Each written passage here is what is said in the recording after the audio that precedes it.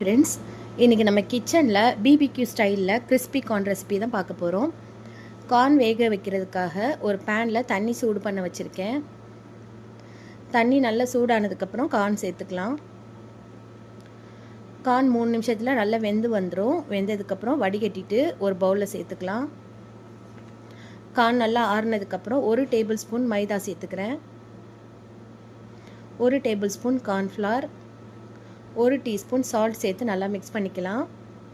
மாவு ஒட்டாதனால கொஞ்சமாக தண்ணி ஸ்ப்ரிங்கிள் பண்ணி மிக்ஸ் பண்ணிக்கிறேன். ஆயில் சூடானதுக்கப்புறம் கார்ன் சேர்த்துக்கலாம். கார்ன் கொஞ்சம் நேரம் அப்படியே ஃப்ரை ஆகட்டும். மிக்ஸ் பண்ணால் கார்ன்ஃப்ளவர்லாம் உதிர்ந்து வந்துடும்.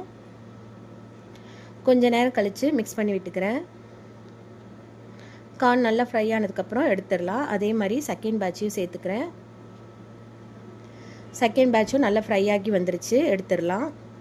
இப்போ ஃப்ரை பண்ண கார்னில் மேலே கொஞ்சமாக பெரி பெரி மசாலா சேர்த்துக்கிறேன். கொஞ்சமாக சில்லி பவுடர், கொஞ்சமாக சாட் மசாலா பவுடர் சேர்த்து நல்லா மிக்ஸ் பண்ணிக்கலாம். இப்போ நம்மளோட கிறிஸ்பி கார்ன் ரெடி ஆயிடுச்சு. சாப்பிட்டு என்ஜாய் பண்ணலாம்.